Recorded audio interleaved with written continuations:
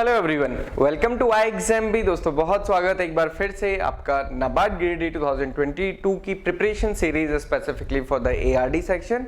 And in this video we will discuss about one of the important dynamic topic of the agriculture and rural development, that is agriculture census.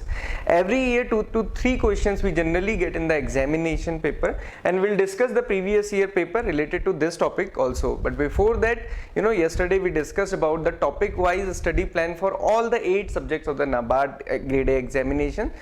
So ये download में link आपको मिल जाएगा, you can download it and you can study accordingly, and you have to cover all the topic which are mentioned for your wide coverage of examination. So this is the important topic of the current agriculture, or we can say the dynamic topic. So this is the agriculture census, but before starting let us see the questions which were there in the examination 2021. So in the prelims examination in one shift, this was the question: according to the operational land holdings, a small farmer is categorized under. So the question is कि small farmer किस category में divide होते हैं. So generally this categorization, ये categorization आता कहाँ से है, कौन इसको categorize करता है? तो agriculture census is behind this. So this is the categorization. So generally 5 category हैं, यहाँ पे आप देख सकते हैं. Marginal category having the land area less than 1 hectare area. Okay, so this is based on the land holding. Land holding की हम बात करते हैं, और जो फार्मर होता है उसको जब हम इस टाइप से देखते हैं तो उसको लैंड होल्डर हम यहाँ पे प्रोनाउंसिएट करते हैं. Then small farmer will be having the land holding between 1 hectare to 2 hectare area. Semi medium means 2 to 4 hectare area. Medium means 4 to 10 hectare. Large means 10 hectare and above. So in one of the shift, the question was asked about the small farmer, and in the other shift the question was from the medium shift. तो ये classification आपको important है और ये आपको याद होना चाहिए. Every year they ask the question from this classification and agriculture census. Okay, confusion कहाँ पे होता है? Semi medium and medium में. So आप ये ध्यान रखिए कि marginal less than 1 hectare, small 1 to 2, small के बाद semi medium then medium. Okay, मतलब medium का semi medium, इसमें confusion होता है. कई बार स्टूडेंट्स सोचते हैं medium ऊपर है semi medium नीचे है, तो आप इसको इस टाइप से समझ सकते हैं कि small के बाद आधा medium, then उसके बाद मीडियम, देन उसके बाद large. Okay, so this was the question in one of the shift. एक शिफ्ट में ये क्वेश्चन पूछा गया था: agriculture census occurred in every dash year. So ये क्वेश्चन भी हमने डिस्कस किया था. This is important thing also कि एग्रीकल्चर सेंसस हर 5 साल में कंडक्ट होता है, क्विनक्विनली कंडक्ट किया जाता है. Okay, then in the other shift the question was: medium farmer is categorised on the basis of operational land holding. Medium farmer के लिए यहाँ पे पूछा था, तो मैंने जस्ट अभी आपको बताया कि सेमी मीडियम एंड मीडियम में थोड़ा बहुत कंफ्यूजन हो जाता है, और लास्ट टाइम भी हमने देखा था जब स्टूडेंट से डिस्कस किया था तो कई सारे स्टूडेंट को कंफ्यूजन हुआ था सेमी मीडियम एंड मीडियम में. सो आपको इसको ध्यान से याद रखना है, ये जो क्लासिफिकेशन है. ओके, सो अगेन यहाँ पे मीडियम फार्मर पूछा था. Medium farmer is 4 to 10 hectare. So the correct answer was D for that examination. Okay, so the question जो आए हुए थे वो अभी हमने डिस्कस किए. Now will discuss the agriculture census. So agriculture census conducted by the department of agriculture and farmers welfare under the ministry of agriculture and farmer welfare. Then period is quinquennially. Okay, और यही question last year पूछा गया था.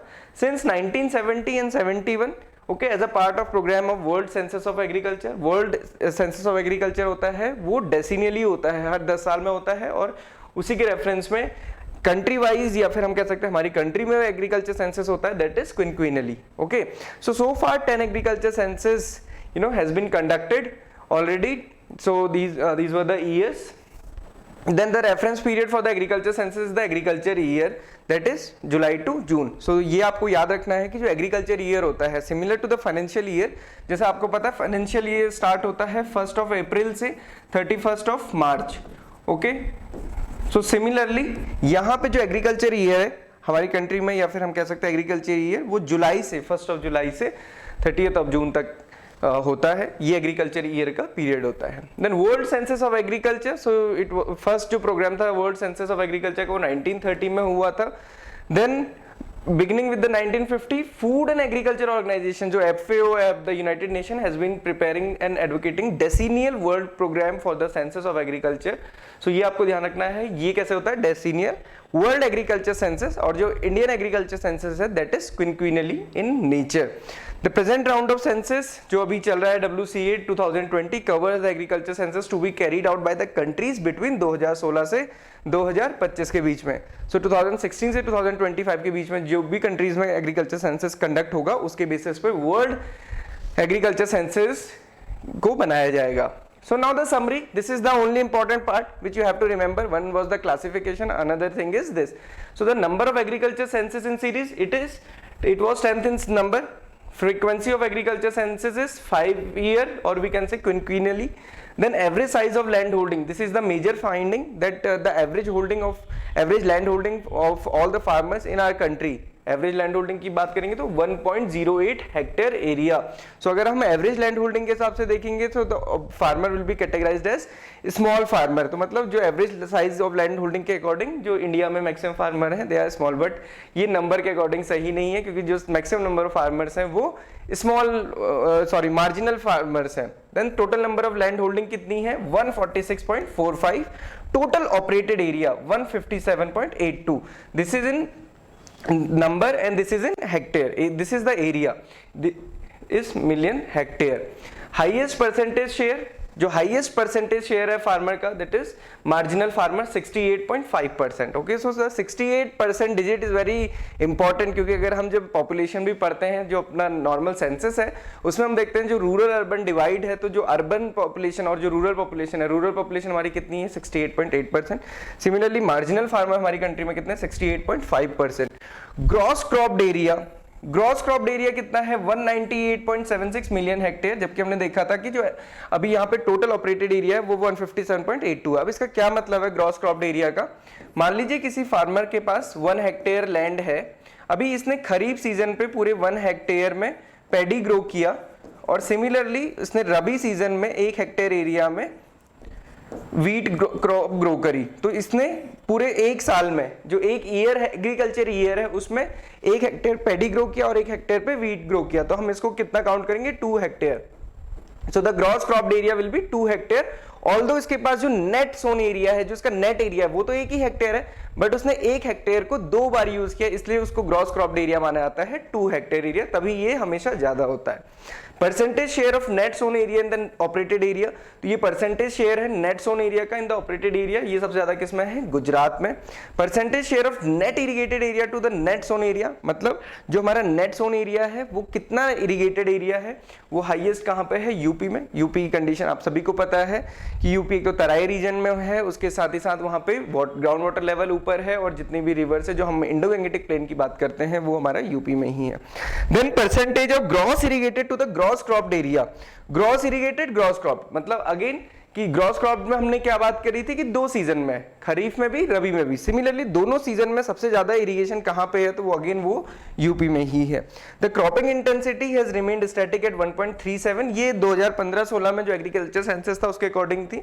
अभी जो latest agriculture stats आया by the directorate of economics and stats उसके according 1.41 है। अब इसका क्या मतलब है 1.37 1.41 का मतलब कि more than 1 crop is generally taken by the farmer in any agriculture year। Highest cropping intensity कहां पे है पंजाब में, जिसकी कितनी 1.97, तो नियरली 2 आप समझ सकते हैं। इसका क्या मतलब है 2 क्रॉप 1 साल में ली जाती हैं। So this is the highest cropping intensity. So ये समरी बहुत इंपॉर्टेंट थी, ये आपको ध्यान रखना, इसका स्क्रीनशॉट लेके सेव भी कर सकते हैं। देन कुछ कंसेप्ट्स एंड डेफिनेशन है। तो ऑपरेशनल होल्डिंग अभी हमने डिस्कस किया कि लैंड का वो एरिया जो कि पूरा या फिर कुछ उसका पार्ट जो कि प्रोडक्शन में है और ऑपरेटेड किया जाता है as a technical unit, one technical unit by one person alone or with others without regard to its title, legal form, size और location, तो उसको हम क्या बोलते हैं ऑपरेशनल होल्डिंग। मतलब ऐसा एरिया जो कि एग्रीकल्चर वर्क के अंदर है या प्रोडक्शन के अंदर है that is known as operational holding. Technical unit किसे हम कहते हैं, यहाँ पे हमने टेक्निकल यूनिट यूज की थी। टेक्निकल यूनिट क्या है, as a unit which is under the same management and has the same means of production such as labour, machinery, animal and credit. Then operated area, इन दोनों में आपने difference देखा, तभी हमने वहां पे देखा भी था कि ऑपरेशनल होल्डिंग्स दी थी जो कि नंबर्स में थी, कितने मिलियन फार्मर्स हैं, इसके साथ ही साथ एरिया दिया था कितना मिलियन हेक्टेयर एरिया है। तो ऑपरेटेड एरिया क्या है, operated area includes both cultivated and uncultivated area provided part of its put to the agriculture production during the reference period. कहने का मतलब है कि अगर एक फार्मर के पास ये एरिया है, मान लीजिए उसमें उसका इतना घर भी है, यहाँ पे उसका अपना घर है और इसने यहाँ पे फार्म पावर मशीनरी के लिए या फिर फार्म इम्प्लीमेंट रखने के लिए, लाइव स्टॉक के लिए भी इसको यूज किया है, तो ये पूरा का पूरा किस में काउंट होता है? ऑपरेटेड एरिया में, क्योंकि जो बाकी एरिया है वो यहाँ पे क्रॉप प्रोडक्शन के लिए यूज हो रहा होगा। ओके, और अगर ये एरिया, मान लीजिए इस फार्मर का एरिया है वो 3-4 जगह फ्रेगमेंटेड है और इस वाले एरिया पे फार्मर का पूरा घर है, ओके, ये नॉन एग्रीकल्चर यूज में ही है, तो फिर इसको ऑपरेटेड एरिया में काउंट नहीं किया जाएगा। अगर एग्रीकल्चर प्रोडक्शन यूनिट के साथ उसका थोड़ा बहुत घर भी है तो उसको पूरा ऑपरेटेड एरिया में काउंट किया जाता है। ये चीज ध्यान रखिएगा, अभी इसका कोरिलेशन भी आएगा तो मैं आपको बेटर उसमें समझा दूंगा। ऑपरेशनल होल्डर कौन है? जिसके पास ऑपरेशनल होल्डिंग है, मतलब फार्मर को हम ऑपरेशनल होल्डर भी कह सकते हैं। Okay, responsibility for the operation of agriculture holding. Individual हो सकता है, जैसे फार्मर है, is being operated either by one person alone, by a group of person. Joint हो सकता है कि डिफरेंट हाउस होल्ड के साथ है, दो परिवार एक लैंड को शेयर करके उसमें क्रॉप प्रोडक्शन कर रहे हैं। एंड इंस्टीट्यूशनल मतलब गवर्नमेंट के इंस्टीट्यूशन है, जैसे पन्नागर यूनिवर्सिटी की जो लैंड है या फिर एग्रीकल्चर इंस्टीट्यूट्स की जो लैंड है, केवीके के पास जो लैंड है, that is institutional land holding. Okay, so this is the important output from the agriculture census for your examination, जिसको आपको ध्यान रखना है। इसमें आपको कंफ्यूजन नहीं होना चाहिए और ना आपको उसको भूलना है। मार्जिनल में यहाँ पे 2 में कैटेगराइज किया गया है, बट आप एक ही याद रखिए कि 0 to 1 हेक्टेयर, मतलब लेस देन 1 हेक्टेयर अगर लैंड होल्डिंग है, so farmer will be classified as a small farmer, and if the land holding is in between 1 to 2 hectare, then the farmer will be classified as a small farmer. Semi medium, you have to remember that semi medium is small के बाद आता है, medium से पहले आता है, ये आप समझिएगा, कंफ्यूज मत होना, लास्ट ईयर स्टूडेंट्स हुए थे। सो 2 to 4 हेक्टेयर, ओके, ये 2 कैटेगराइज में डिवाइड किया है, अगेन इसको ऐसे याद नहीं करें आप। मीडियम में again 4 to 10, large more than 10 hectare. Okay, so ये मैंने आपको दोबारा रिवाइज कर दिया। Then average size of operational holding, average operational holding क्या है, जितनी भी ऑपरेशनल होल्डिंग है उसके बेसिस पे। सो जो 2.28 हमारी कब थी? 1970 और 71 में। अब देखिए वो कम होते होते कितनी हो चुकी है? 1.08। अब ये रिडक्शन क्यों है? आप देखेंगे जो average size of land holding है, मतलब फार्मर के पास जो एवरेज एरिया है, हमारे इंडिया में क्या होता है या फिर जनरली यही होता है कि जो उसकी हम कह सकते हैं कि ओनरशिप है, पहले पेरेंट्स के पास थी, अब मान लीजिए किसी इंसान के 2 बेटे हैं तो वो जो लैंड है 2 बच्चों में डिवाइड हो जाएगी। देन उसके बाद अगर 2 बच्चों के 2-2 बच्चे हैं तो वही लैंड 4 में डिवाइड हो जाएगी। मतलब अगर किसी फार्मर के पास ये कभी 10 हेक्टेयर था तो वो पहले 5 हेक्टेयर हो गया। ओके, अब आप यहीं पे देख सकते हैं, फिर ये 2.5 हो गया, अब ये फर्दर डिवाइड होता जाएगा। तो मतलब आप इसको ऐसे समझिए, पहले ये फार्मर लार्ज फार्मर था, फिर ये 5 में आ गया, एंड अगेन 5 कहां पे आता है? मीडियम फार्मर पे। मीडियम फार्मर के बाद ये सेमी मीडियम हो गया। देन इस टाइप से जो डिवीजन होता जाता है तो ये फार्मर का क्लासिफिकेशन नीचे। तो आज कितना हो चुका है? 2.28 से 1.08 हेक्टेयर एरिया। देन कुछ डेटा है, although it is not very important, but एक बार जस्ट इसको देख लेते हैं। ऑपरेशनल होल्डिंग और ऑपरेटेड एरिया के बीच में total number of operational holdings, operational holdings की मतलब बात की जाती है, मतलब ये नंबर ऑफ फार्मर्स हैं या फिर इतनी ऑपरेशनल होल्डिंग्स हमारे पास हैं, ये इंक्रीज हो गई है 138.35 million in 2010-11 to 146.45 2015 and 16, showing an increase of 5.86। तो अभी जो मैंने आपको कंसेप्ट बताया कि जो जनरेशन आफ्टर जनरेशन लैंड का डिवीजन होता जाता है, मतलब पहले पापा ओनर थे, अभी 2 बेटे ओनर हो गए, तो मतलब पहले एक ओनर था, अभी 2 ओनर हो गए, लैंड भी डिवाइड हो गई। तो इस वजह से जो लैंड होल्डिंग है या ऑपरेशनल होल्डिंग्स हैं वो इंक्रीज होती जाती हैं, 138 से 5% के इंक्रीज से 146 हो गई हैं। हाईएस्ट परसेंटेज शेयर आप देखेंगे वो मार्जिनल कैटेगरी में था 68.5%, फॉलोड बाय स्मॉल, क्योंकि लैंड डिवाइड होते होते नीचे की कैटेगरी में ही जा रही है, वो ऊपर तो जा नहीं सकती है।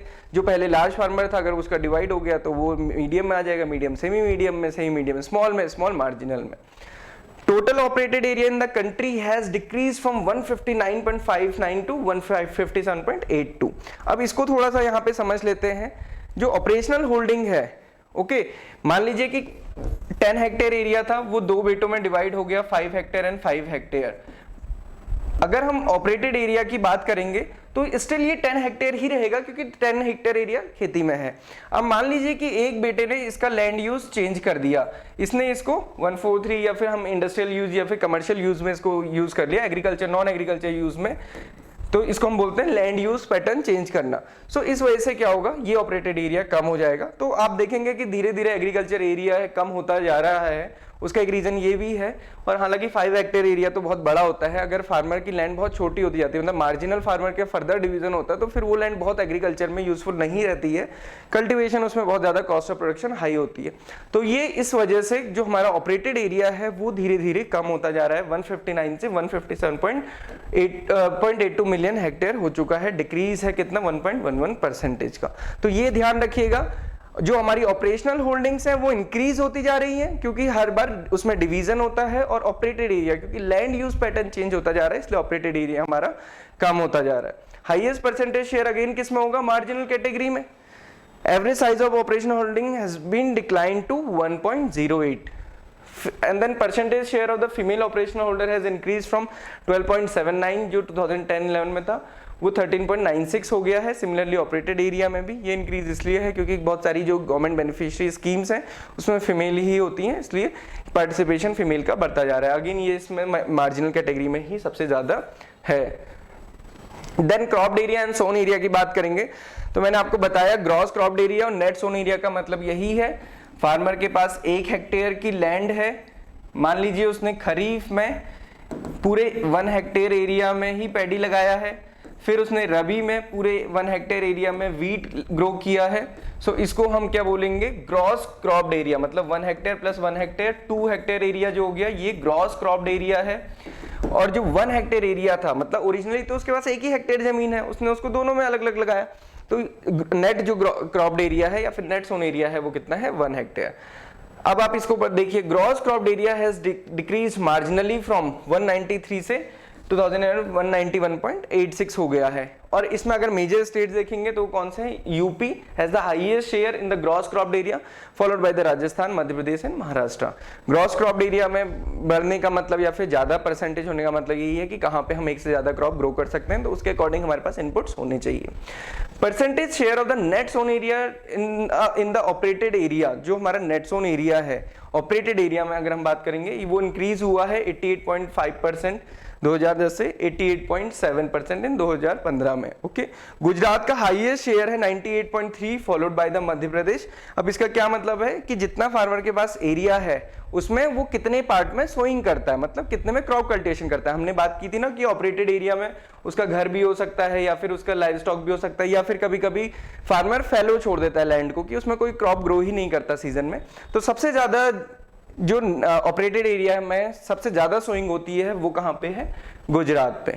देन इरिगेशन इरिगेटेड एरिया की बात करेंगे तो नेट इरिगेटेड एरिया में और gross irrigated area, again concept वही है, टोटल एरिया और हर सीजन में जो एरिया है उसको हम ग्रॉस इरिगेटेड एरिया बोलेंगे। Percentage share of the net irrigated area to net sown area has increase from 45.7 to 48.7 और हाईएस्ट वो कहां पे है, यूपी। यूपी में क्योंकि इरिगेशन फैसिलिटीज अच्छी हैं, has the highest share of 83.2। अब देखिए gross irrigated area to gross cropped area, मतलब कि अगर एक फार्मर ने पैडी भी ग्रो किया वीट भी ग्रो किया तो दोनों ही सीजन में उसको इरिगेशन था कि नहीं था, ये वाला परसेंटेज है। अगेन ये भी इंक्रीज हुआ है 45.3 से 49.8 क्योंकि इतनी अच्छी इरिगेशन स्कीम्स गवर्नमेंट की चल रही हैं और फोकस भी गवर्नमेंट का है। अगेन मेजर स्टेट्स में यूपी है द हाईएस्ट शेयर ऑफ 79.5 क्योंकि यूपी में आप देखेंगे इरिगेशन की कोई भी कमी नहीं है, कैनाल सिस्टम से लेके ग्राउंड वाटर लेवल काफी ऊपर है।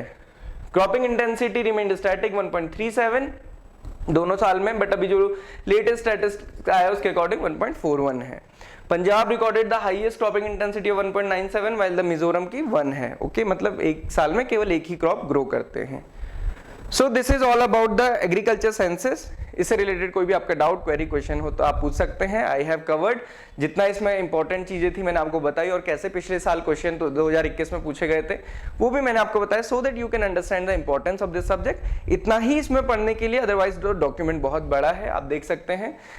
इसके अलावा 50 days study plan, topic wise study plan we have already provided, and if you want to join our course you can get the 50% off for the some time. इसके अलावा mock test आप regularly attempt कीजिए, previous year paper दीजिए। Previous year paper देने से हमें पता चलता है कि कौन सा टॉपिक इंपॉर्टेंट है। So this is all about this dynamic topic of the agriculture and rural development. Similarly we will do session for the other conceptual as well as dynamic topic. So बने रहे हमारे साथ, channel को subscribe जरूर करें so that कि आपको आने वाली वीडियोस मिलती रहे। Thank you for watching this video and have a good day ahead.